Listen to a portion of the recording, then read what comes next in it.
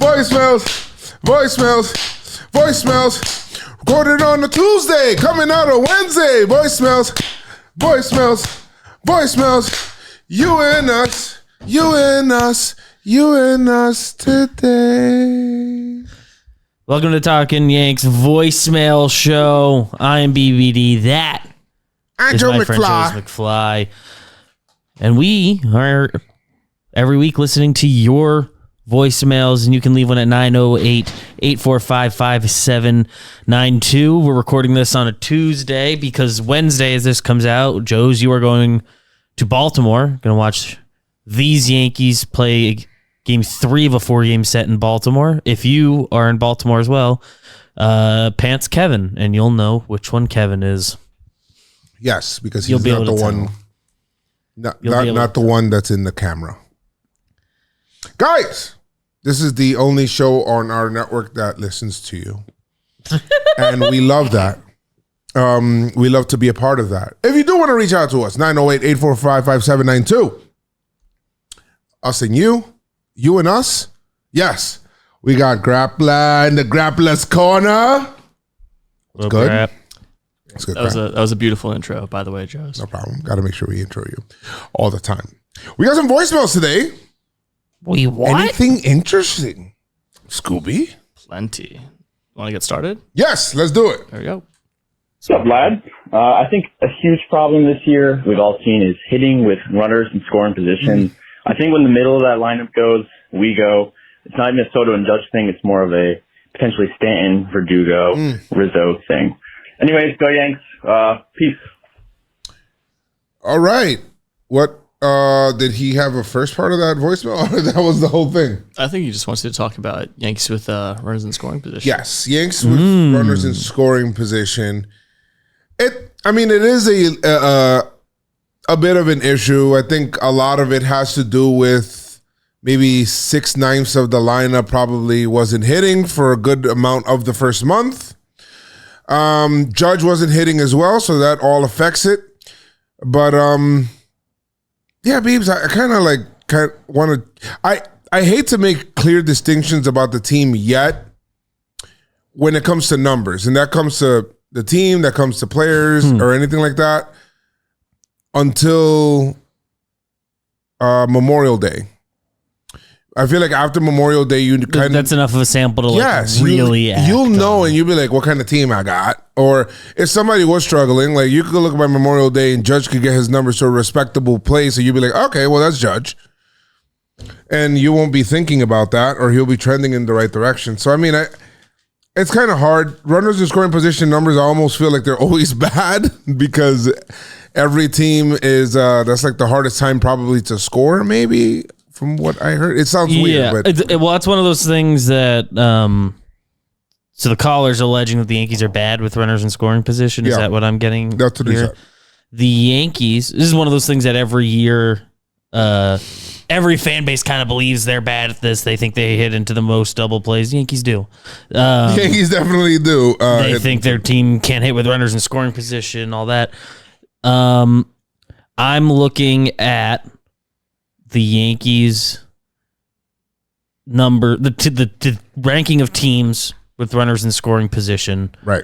Let me see if just an OPS number is nicer. It's not, so I'm going to use WRC plus, which is like a more all-encompassing offensive statistic for those at home who aren't familiar. 100 is average. Every point above 100 is how much above average you are. Right. So, for example, 111 would be 11% better than average. So, with runners in scoring position, where do you think the Yankees rank in all of MLB in WRC plus? I feel like they're about average. I feel like they're about like 102. Are they at 102? At least on the split I'm looking at on Fangraphs right now, the Yankees are fourth in baseball. 140. WRC plus with runners in scoring position. I think that those two 15-run games probably did a lot of They're it. probably doing a lot of heavy lifting. They're seventh in average. They're sixth in OPS in those spots. So again, you pick your metric, and the Yankees could be better or worse, depending on what exactly you like. But the Yankees are looking like they're pretty good in those situations. Like their strikeout rate is pretty low with runners in scoring position. They're the third lowest strikeout rate with runners in scoring position. They're getting the ball in play. Right. Doesn't mean it's the greatest contact in the world. A lot. Like the first game against the Orioles, there was a lot of like BABIP situation happening there, which is like the batting average of ball in play. It's just sometimes you just run into bad luck, and I feel like the Yankees, and I hate to throw it up there as bad luck, but the Yankees hit the ball in places where expected batting averages were a little higher than normal, and they didn't get a hit or a run in. So I feel like if you watch the games, you'll see. But yeah, and like anecdotally, there's days the Yankees, it feels like, or will like get guys on and not drive them in, or even more so, I guess, the days that the offense has been shut down. They've been shut out 5 times in April. yes, Those days, I think the issue is more just not getting enough guys on, period. So I don't know how much those days are necessarily hurting their runners in scoring position numbers. As today's Yankee lineup comes out. Came out? Aaron Judge is in left field again. Nice. It's nice. Leave it to Verdugo to force the Yankees to do that. Finally. But runners in scoring position. Yeah. Do you have concerns about the Yankees being shut out 5 times in their first 29 games? It's not fun. 30 games, sorry. It's not fun. If the other games you're doing 11 of the losses, out of the 11 losses, 5 were shutout. I'm gonna look at some game logs and figure out, because it doesn't feel like it's been like just awesome starters having awesome performances against them. I'll say this, man. Like, and I heard this. I was driving in, and I heard this on WFAN about people. They were like really harping on you got shut out 5 times, and I look at it like this, like, bro.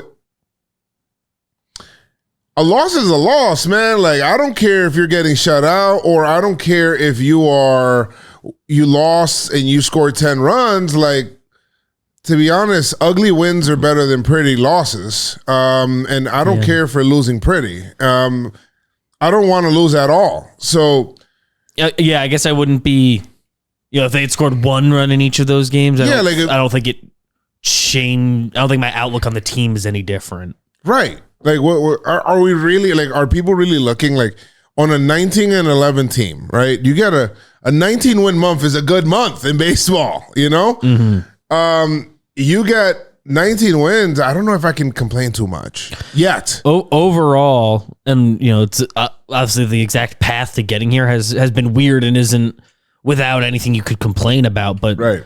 19-11, hopefully 20-11 by the time you're listening to this. Yes. Like, 21 months. Can't please argue with the results, until 5 days ago. Aaron Judge hadn't really done anything. Rizzo looked like was having a bad time. Right. Austin Wells was having the worst time. Gleyber was having an awful time. They're all doing like fine in their last week. Even Gleyber's showing signs of life. Yes. He's got a fine enough last 6 games number. Yeah. So like how he got here is weird. Not the most fun. A few too many shutouts and days where it feels like the offense is more famine than feast. But yes, 19-11 is 19-11. 19-11 wins. And their pitching. The pitching stuff is all real. There's days that the offense does look as dynamic as we would have hoped. So it's not like we never see the good.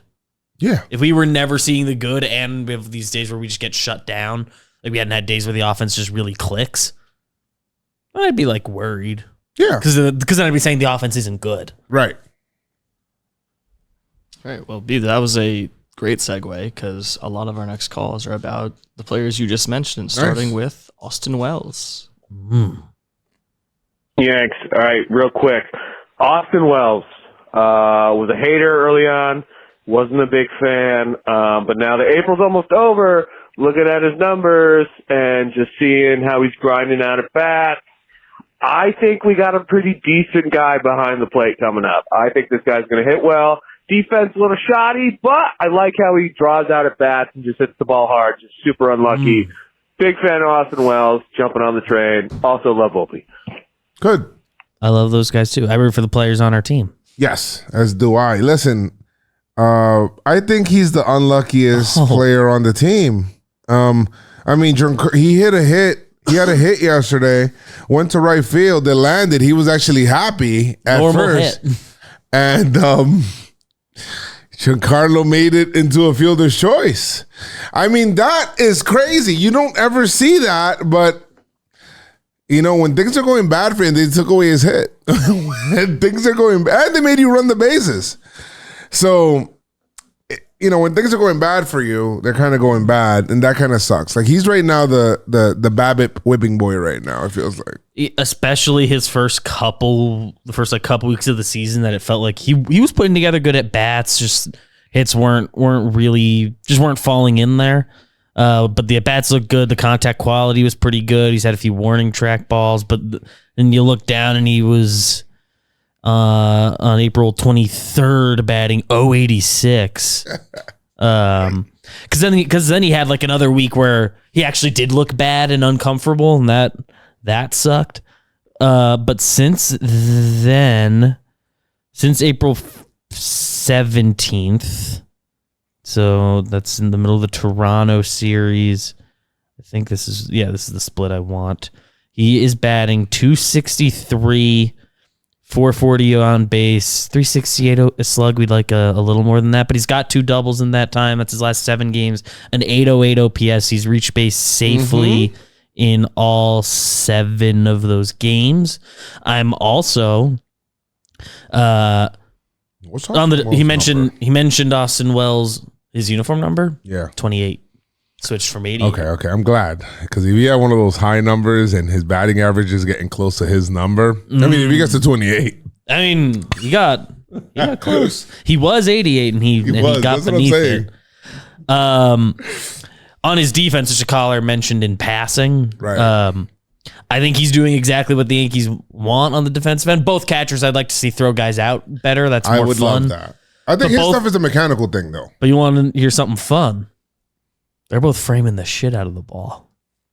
I feel like that's going to get out of... It's going to work its way out of baseball, and the Yankees are pretty all in on it, but that's what they want out of their catchers right now, and it makes sense. They're, especially at the bottom of the zone, Austin Wells and Trevi both grade out very well as framers, which makes sense. The one knee down stance is like for framing the balls at the bottom there. Mm-hmm. But currently in catcher framing runs, Austin Wells is number 1 in baseball. Nice. Jose Trevino is number 2. Awesome. That's great. So it's funny because technically 5 guys are tied for number 1, and there are 2 of them, but it's a skill that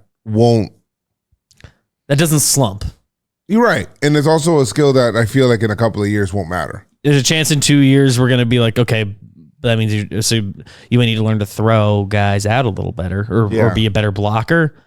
But I think the Yankees have such an emphasis on their catchers framing that the fact that they're this high up on the list, like those 2 are number 1 and number 2 on the defensive end, I think the Yankees are very happy with what they're getting. Yankees always focus on things that are phasing. I remember when they focused on only right-handed batters because of what happened in 2019. And then, they could go the other way, and then the balls are juiced. The balls were juiced, so the guys who could poke it the other way, they really went. And no more shift. No more shifts. Let's get some lefties. All right. Anyway, the lefties are here now. Lefties are here now, so then that's good. It's a new time. But yeah, I like Wellesley. He's putting together a productive last 2 weeks or so. Yeah. Splitting time with Trevi, who's also hitting. So I'm happy with both of those guys right now, and by all accounts, the pitchers like throwing to both of them. Okay. So I'm cool with where they're at. Awesome. Cool. That leads us right into another lefty we can touch on, Alex Verdugo. Nice. I like his play. Hey guys, love the show. Just wanted to ask you guys what your thoughts are on how big of a player Verdugo is in that locker room. He seems like he is like the life and soul of the Yankees this year. He's always amping guys up, getting guys going. Can't help but notice, I mean, we got 15 runs, 2 games straight. We go into Baltimore and get shut out with Doogie on paternity leave. Is he the main guy? Is he the guy that's amping everybody up and bringing everybody together? Love to hear more about it from Booney. Thank you. Bye. Well, I don't know what Boone's going to say about that. But he is an energy guy. And he is a guy that is, he kind of brings that whole, like, let's play, like, this attitude that the Yankees were missing, which is dope. So I like that. Is that why they got shut out yesterday? No, because there were 4 other times that he was in the lineup and they got shut out as well. Yeah. I suppose like having him and not him in there. I prefer to have him. Yeah. I'm sure him being there would have helped. I honestly think that the Yankees got shut out yesterday due to bad luck. Like there were a couple of innings and I'm like, okay. And they could have gotten the 1 run. Who? Grayson Rodriguez was pitching. He wasn't like particularly like good. I mean, he got the Yankees out, yes, but he was throwing a bunch of balls, and when the Yankees hit it, they hit it right at people, bro. They made some good plays too, like balls that were hit in the outfield as well. And I hate to talk about this because the ballpark's the ballpark, and I don't where both teams are playing. Right, everybody has to deal with dimensions. They just do.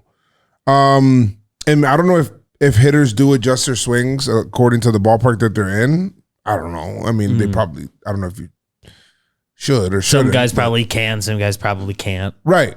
But there were a lot of them that were like, damn, outfielders were able to get to certain balls that they probably wouldn't have, that could have been double somewhere else or whatever it is. And that's just what it is. It's just baseball, bro. You just chalk it up. It happens at 162. Like, yeah. But back to Verdugo, man. Like, I love what he brings. I love the flavor that he brings to the team. How about that? The Yankees needed some seasoning as well, and Soto brings some flavor too. But everybody needs to bring something to the pot, and he's there chefing too. The Yankees had like nothing like that the last couple years. They had no energy guys like this that. Is and he and Soto both being new to the team have added a lot of that. And just like baseball player wise, he is not only he's so good and fills such a need for what they had, especially compared to what they were missing last year in left field specifically. Being a guy that really doesn't strike out, really doesn't swing and miss much, can drive the ball. Does drive the ball. He leads the league, right? And like not striking out. He's up there. I don't know. I've seen him as number one, least, like, but I can find something on that. And then the left field play has been very good. That we did a whole conversation on yesterday's Talkin Yanks. Where like compared to what the Yankees have had, the defense in left field is so refreshing, and another lefty bat. Hey, you're the best left fielder I've had since Brett Gardner. But that's real. That's real. That's real. He's been awesome. I'm trying to look into. He is tied with Luis Ariz for the lowest K rate. Yep. At 8.3%. Jung-Hoo Lee is third. We just put him as number 1 in the American League. Number 1 in the AL, yes. And looking at pure strikeout number among qualified hitters, he is tied for the least in both the AL and that's kind of like that stuff plays in the playoffs. That's when you see it really like come into fruition. And that's the shit that's like when we talk about balance in a lineup and diversity, like having a guy that doesn't strike out much in between, your Stantons, your Judges, having all that in there. Obviously Soto also a guy that doesn't strike out much. Right. Rizzo strikes out a little more now as he's gotten a little older. Like having a guy like that who doesn't swing and miss much and doesn't. That's probably why him batting 4th is great, because he breaks up the strikeouts a little bit. It feels like obviously he doesn't have like the traditional 4-hole pop. Yeah. But sort of similar to Didi, who batted like third and fourth a lot. And, He did. And those seems like he ain't gonna strike out a gonna lot. strike He'll get the out. ball in play, breaks up some righties. He can aim for that short porch and punish you. I really like him in that spot. Yeah. And now that they've done And I it, didn't even think about it. it wasn't on my list of options. I Boone. liked him towards the bottom, and I figured if anything, a weird set of circumstances could get him Lead to off. one spot. But Yeah. I love him fourth. Yeah. Like I didn't expect to love it that quickly, and we got great results. You can break up double plays that way. Like he's not in the sense of like you're not. You can move some action along. He can find some holes. He'll get the ball into the outfield. He can have some productive at bats at the 4-hole. So I like that a lot. Credit to Boone. 'Cause Yeah. people won't talk about that enough. Yeah, it's a good move. I like that. Now that they've done it, it keep with it. It's one of those things that's like, well, will they do that to Rizzo, he'd gotten a little hotter before the move down, but then he had a really nice time in the 6-hole. So it's cool. And Boone told us today, like, yeah, and when he's back for Thursday, Friday, Saturday, whenever he's back for paternity leave, like he'll be back to the 4-hole. There's not going to be funny business there. Okay. So I'm excited to see some more of that. Love that. Nice. Great. So one more player you mentioned that a caller wants you to touch on is Gleyber. Wagwan, my brothers. It's fucking Wagwan. Randall from Kingston. Just want to let you know one thing. Why is it that we are so against Gleyber at the moment? 2019 Gleyber in the playoffs, we were loving him. 2020, good run too. And now he's in a little struggle, pick it up past 2 games. But I think the Yankees, the fans, should give him a standing ovation. What do you think? They did that in Philadelphia for Trey Turner. Good talking, guys. Stay safe. Let's go. My brother from Kingston. Let's go.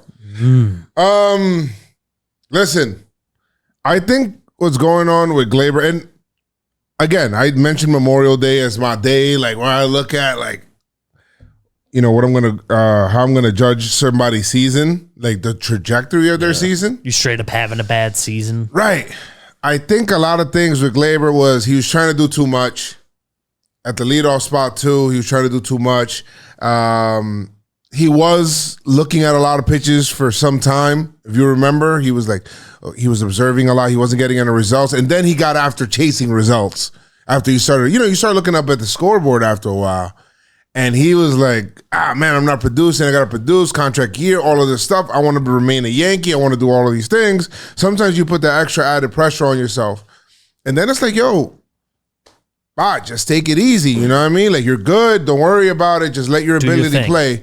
And I feel like when he could calm down, and I seen him, it was this weekend, BBD, Saturday's game, when he got that bases clearing double, it felt like a weight lifted off for him. Feel me? Like I felt so happy for him in that moment because it looked like, okay, now I can breathe. Then he made a nice play up the middle where he threw across his body. You're not trying to like compound the issue with other things. So I need him to start playing free and easy. When Gleyber's playing free and easy and having fun, I feel like he lets his ability play. Yeah. So,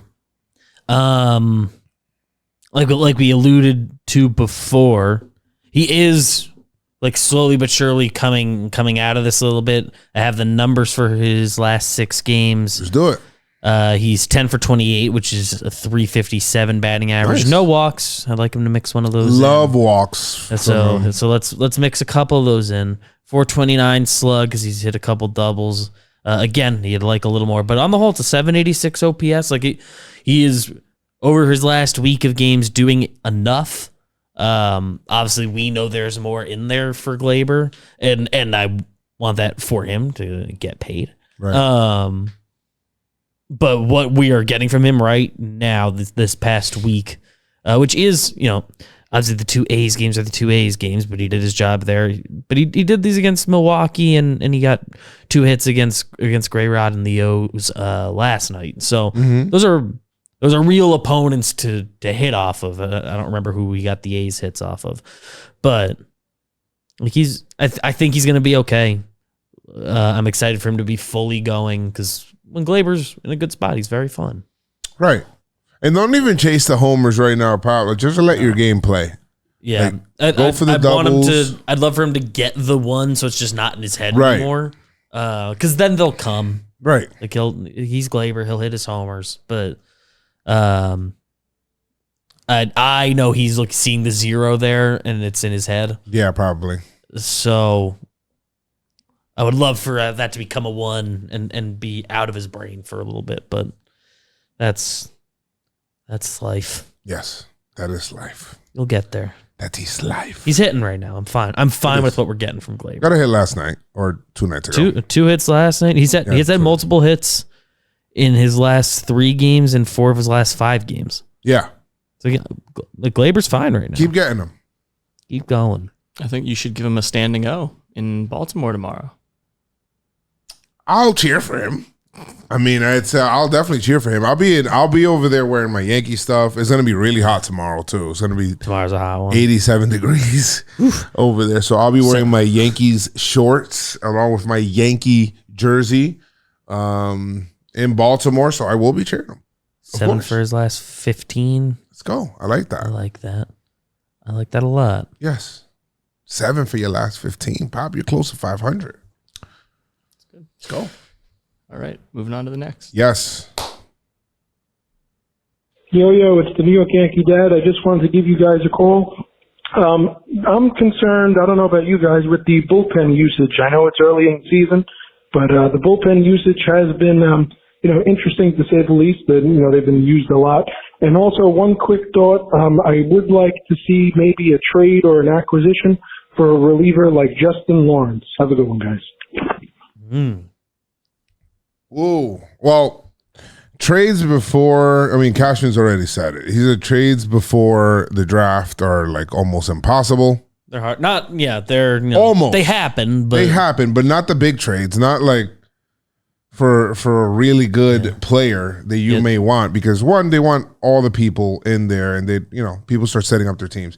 Justin Lawrence from Colorado, the pitcher, is currently struggling a bit. The numbers on the year don't look good. I know there might be more. There might be more in that tank. He's not a guy I know a ton about, but I'm sure at some point they will trade for a reliever. It looks like he's just got twice this year, and the rest of the way has been pretty clean, including his last 5. Yanks have strikeouts, so 10 strikeouts and 9 and 2/3, more than a strikeout or inning. Yeah, he'd be a perfectly reasonable target. I do think they will trade for a reliever of substance by the deadline, but overall, it's just like the bullpen. Yeah, the bullpen's the bullpen. Clay's been good. The rest have been more spotty. And I know some people are never going to be like just good with Clay, but I like Clay, and he's been more than good enough most of this season. The first, he was tired by the end of that Houston series. He looked a little shaky, but he's been really good. Right. And then the rest of the bullpen, just nobody really has any roles. Guys just go when they're available, basically. Another week in voicemails, we still don't know people's roles yet. We still really don't know. We'll see how long Ian it goes. Hamilton, I guess, will slot as the next trusted reliever. I guess he remains in the trust tree, but he had just been hit around a little bit. But maybe that extra day off in Milwaukee, because we know he wasn't available in the extra inning game now. Maybe that did him some favors, and we'll be on the right path with him. Yeah. I don't really know what else to say about the bullpen right now. It's just we're still trying to figure out that circle of trust, like for Boone or you know, who else is going to be the guy getting us out. So there's people in the office here that were thinking that Weaver was a setup man. I don't know what's going on there. But Luis Hill later on will bolster that line, that pen as well. Yeah. We'll see. All right. We can talk about something more fun. Yeah. Some more fun future it's all fun. Yankee baseball. Okay.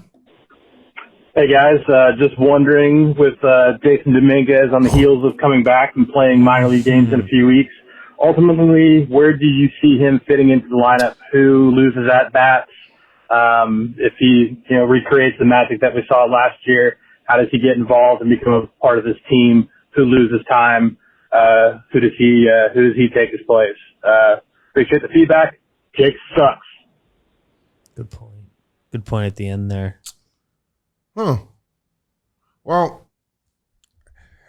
I mean, I think the Yankees don't necessarily have to make a move. I mean, anything can happen between here and there. Yeah, because that's still a ways away. He's not eligible till a month from now to be activated. Let alone that, like, right. I do think they'll probably slow play his rehab a bit. Not like he has a lot of AAA time anyway. So they might, if everybody's healthy and hitting like they kind of are right now among the outfielders, like I think they'd probably make that rehab stint go as long as possible. The rehab games, do they count toward his service time? He would be he's still on the major league injured list, so I think he'd be accruing service time while he's on a rehab assignment, and I think after 30 days. They have to make a choice, and that could be the option. Okay, it is. It starts a clock. There's a clock there for how long you can be on a rehab assignment. I believe the number's 30 days, and I believe there's like a chance they just option him at the end. If everybody's rolling, like if we are in this exact situation a month from now, Verdugo's back from paternity leave, and all these guys are going, like there aren't necessarily at bats for him.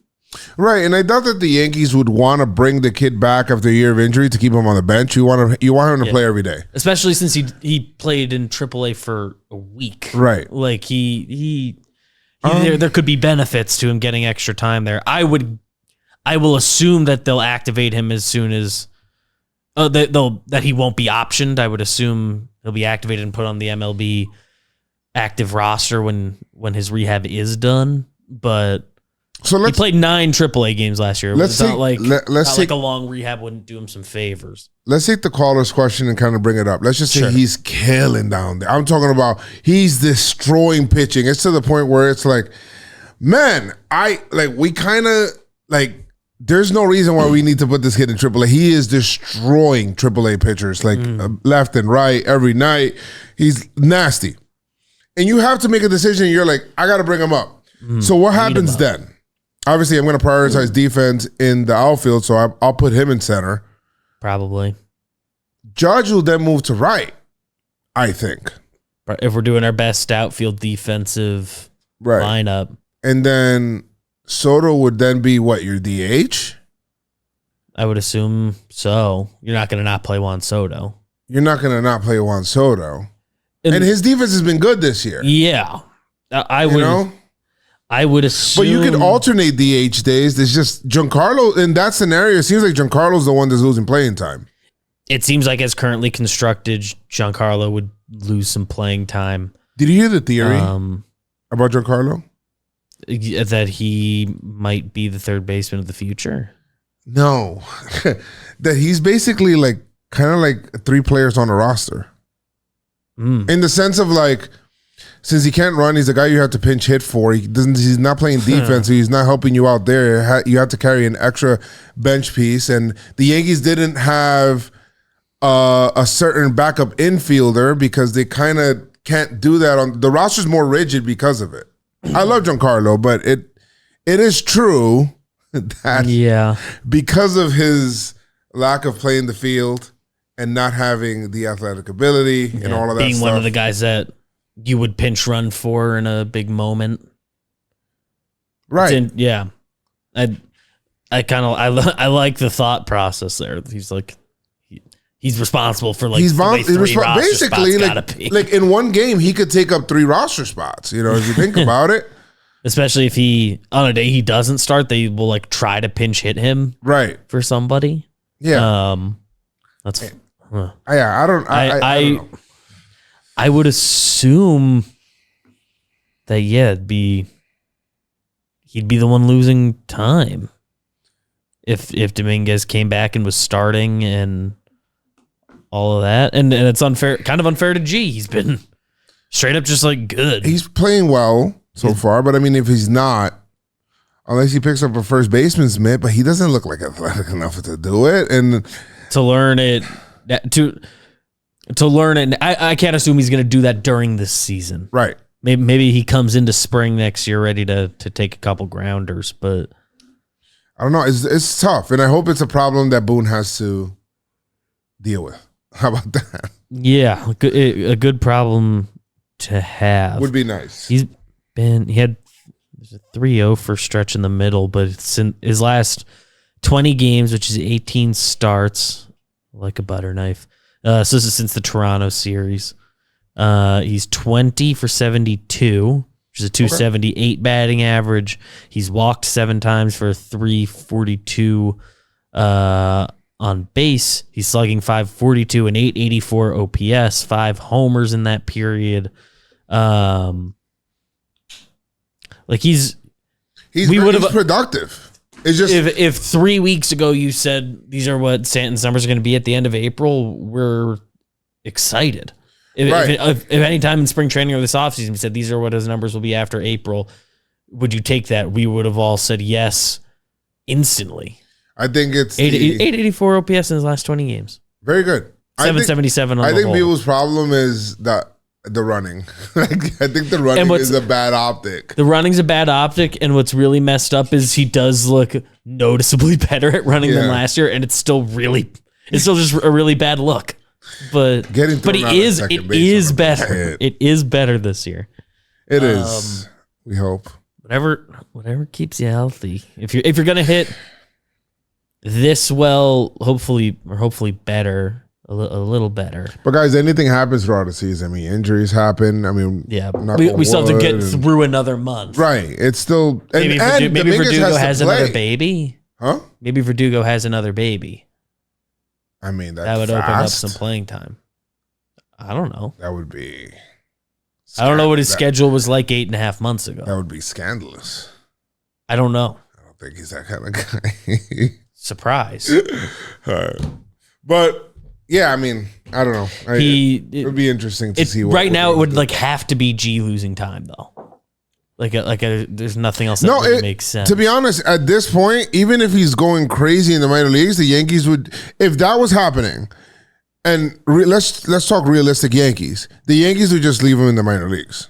Yeah, I think they'd say he played 8 games in AAA last year. He's rehabbing from an injury, from a major injury. They'll bring him up in September. We'll bring you up when there's an opening.